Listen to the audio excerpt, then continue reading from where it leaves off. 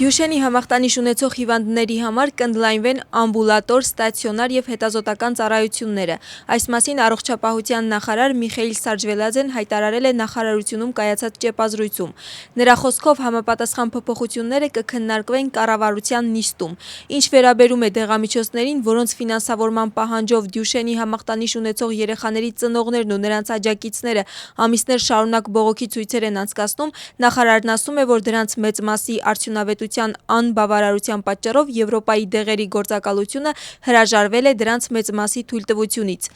Իսկ դեղերից մեկի վերաբերյալ, որը առկա պատրաստուկների մեջ ամենաթանկն է, նախարարն ասում է, որ այն չի ցուցադրել շարժունակության բարելավում հիվանդների մոտ, ինչպես նաև արձանագրվել է մահվան 3 դեպք, ինչի պատճառով Միխեիլ Սաջվելաձեի խոսքով կլինիկական հետազոտությունները դադարեցվել են։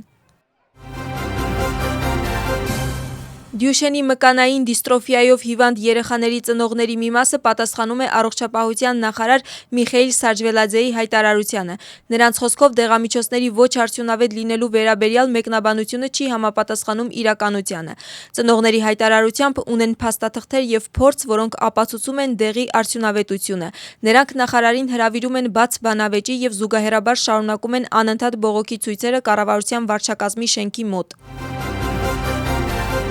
Պետական անվտանգության ծառայությունը խորհրդարանին ներկայացրել է տարեկան զեկույցը։ Փաստաթուղթը բաղկացած է 62 էջից։ Զեկույցը նախ կքննարկվի կոմիտեի ձևաչափով, այնուհետև լիագումար նիստում։ Այն վերաբերում է Ռուսաստանի կողմից անեքսիային ուղղված գործընթացներին։ Փաստաթղթում նշվում է, որ 2025 թվականին Ռուսաստանը իրականացրել է մի շարք փոփոխություններ ուղղված օկուպացված տարածաշրջանների անեքսիայի գործընթացի կառավարմանը։ Փաստաթղթում նշվում է, որ հաշվետու ժամանակահատվածում Վրաստանի պետության առջև հիմնական մարտահրավեր կրկին մնում էր Աբխազիայի և Ցխինվալիի տարածաշրջանի օկուպացիան և դրան ուղեկցող դեստրուկտիվ գործընթացները, այդ թվում ապօրինի ռազմականացումը և ռազմական վարժանքները։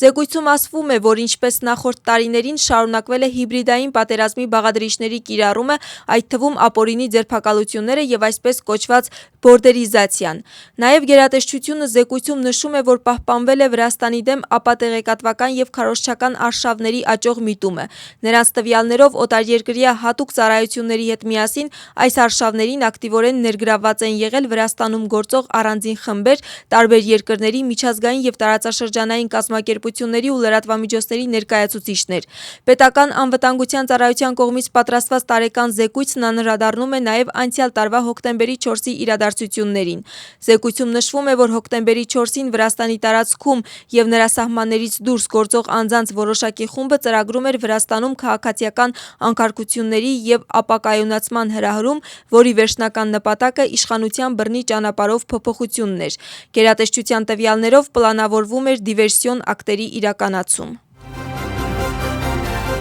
Այսօր Լյուքսեմբուրգում ընթանում է Եվրամիության արտաքին գործերի նախարարական հանդիպումը։ Արտաքին գործերի նախարարները այլ հարցերի թվում քննարկում են նաև Վրաստանում ստեղծված իրավիճակը։ Հանդիպումից առաջ նախարարները և Եվրամիության բարձրաստիճան պաշտոնյաները պատասխանել են լրագրողների հարցերին։ Եվրամիության բարձրագույն ներկայացուցիչ Կայա Կալասը հայտարարել է, որ Եվրամիությունը աջակցում է վրաց ժողովրդին, սակայն ոչ երկրի իշխանություններին։ Ռումինիայի արտգործնախարար Օանա Սիլվիա Ցոյուն նշել է, որ վրաց ժողովուրդը կապված է եվրոպական երազանքի հետ, սակայն դրա համար անհրաժեշտ են բարեփոխումներ։ Իսկ Լիտվայի և Էստոնիայի արտգործնախարարները զրուցել են Վրաստանի իշխանությունների ներկայացուցիչների նկատմամբ հնարավոր պատժամիջոցների կիրառման մասին։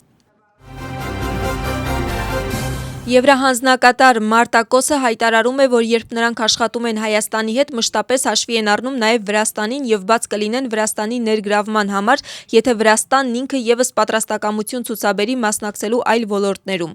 Մարտա Կոսն այս մասին հայտարարել է ի պատասխան Եվրոպական խորհրդարանի արտաքին հարաբերությունների հանձնաժողովի արտահերթ նիստում եվրոպադգամավոր Քրիստիան Տրեշի հարցին։ Նա նշել է, որ ներկայիս աշխարհաքաղաքական իրավիճակը հաշվի առնելով Եվրոպան Ասիային կապող երթուղիներից միակ իրական սցենարը միջին միջանցքն է։ Քրիստիան Տրեշը հետաքրքրվել է, թե որն է միջին միջանցքի արդյունավետ գործարկումն ապահովելու կոնկրետ ծրագիրը և երբ են վերջին անգամ զրուցել վրացական կողմի հետ։ Մարտա Կոսը նաև անդրադարձել է Վրաստանում ընդունված օրենսդրական փոփոխություններին և նշել, որ դրանք մտահոգություն են առաջացնում։ Հերթական հակամարտությունն ընդդիմության դաշինքում ընդգրկված կուսակցությունների եւ ազգային շարժման միջև։ Ընդդիմադիր դաշինքի մեջ մտնող 8 կուսակցությունները տարածում են իրենց դիրքորոշումը Միխեիլ Սաակաշվիլիի կողմից ապրիլի 18-ին արված հրապարակային հայտարարության վերաբերյալ, որում նշում են, որ Սաակաշվիլիի կողմից տարածված տեքստը պարունակում է անձնական հարձակումներ, ինչը հակասում է դաշինքի սկզբունքներին։ Դրանց թվում է այն վերապահումը, որ ոչ մի կուսակցություն իրավունք չունի իրեն հայտարարել ընդդիմության կամ բողոքի շարժման միակ ներկայացուցիչ կամ միակուսակցական կամ միակուսակցական առաջնորդ։ Ապրիլի 18-ի հայտարարության մեջ Միխեիլ Սաակաշվիլին դիմում է քաղաքական գործիչներին, որպեսզի դուք կարողանաք գնալ տարածաշրջաններ, մարդիկ պետք է իմանան, որ դուք անկեղծորեն սիրում եք ոչ միայն ձեզ, այլև մարդկանց։ Դուք նստում եք տաք հեռուստաստուդիաներում եւ զարմանում, թե ինչու մարդիկ չեն գալիս Ռուսթավելի, հայտարարել է Սաակաշվիլին։ Քննչական ծառայությունը բացահայտել է ապօրինի ձեռք բերված փայտանյութի արտահանման եւ մոտ 9 միլիոն լարի լվացման փաստ։ Կեղծ հարկային փաստաթղթերի խմբով պատրաստելու եւ կիրառելու, ինչպես նաեւ ապօրինի եկամուտների օրինականացման մեղադրանքով ձերբակալել են 2 անձի։ Նույն գործով մեղադրանք կառաջադրվի եւս 1 ֆիզիկական եւ 4 իրավաբանական անձանց։ Հետաքննությամբ պարզվել է, որ մեղադրյալները մշակել են կազմակերպված հանցավոր սխեմա, որի նպատակն է եղել ապօրինի հատված փայտանյութի օրինականացումը։ Ձերբակալվածները տարբեր ընկերությունների անունից արտահանել են ընդհանուր առմամբ 13073 խորանարդ մետր հաճարենու փայտ, այդպիսով օրինականացնելով մինչև 9 միլիոն լարիի չափով ապօրինի եկամուտ։ Հանցագործությունը նախատեսում է 9-ից 12 տարվա ժամկետով ազատազրկում։ Ընթացիկ տարվա հունվար-մարտ ամիսներին երկիրը զբոսաշրջությունից ստացել է 830 միլիոն դոլար եկամուտ։ Այս ցուցանիշը 0.5%-ով գերազանցում է նախորդ տարվա նույն ժամանակահատվածը, տեղեկությունը տարածում է էկոնոմիկայի նախարարությունը։ Աճը հատկապես նկատվում է Եվրամիության եւ Մեծ Բրիտանիայի կողմից։ Այս երկրներից զբոսաշրջիկների ծախսերը աճել են 36.4%-ով եւ հասել 141 միլիոն դոլարի։ Բաթումիում բացվել է Վրաստանի երիտասարդական օլիմպիական փառատոնի գրասենյակը։ Փառատոնի եզրափակիչ մրցումները Բաթումին կհյուրընկալի 2026 թվականի հունիսի 2-ից 6-ը։ Մրցումները տեղի կունենան 17 մարզաձևերում եւ փառատոնին կմասնակցի ավելի քան 1200 մարզիկ 14-ից 17 տարեկան։ Բացման հանդիսավոր արարողությունը կկայանա Բաթումիի նոր ֆուտբոլային մարզադաշտում, իսկ փակումը Բաթումիի բուլվարում։ Վրաստանի երիտասարդական օլիմպիական փառատոնը առաջին բազմամարզաձև լայնամասշտաբ մրցումն է, որտեղ կմասնակցեն երկրի տարբեր տարածաշրջանների հավաքականները։ Նախագիծը նպատակ ունի զարգացնել մասսայական սպորտը, բացահայտել տաղանդավոր երիտասարդներին, խթանել տարածաշրջանների ներգրավվածությունը, հայտնաբերել ապագա օլիմպիականներին, ինչպես նաև տարածել օլիմպիական շարժման եւ առողջ ապրելակերպի գաղափարները։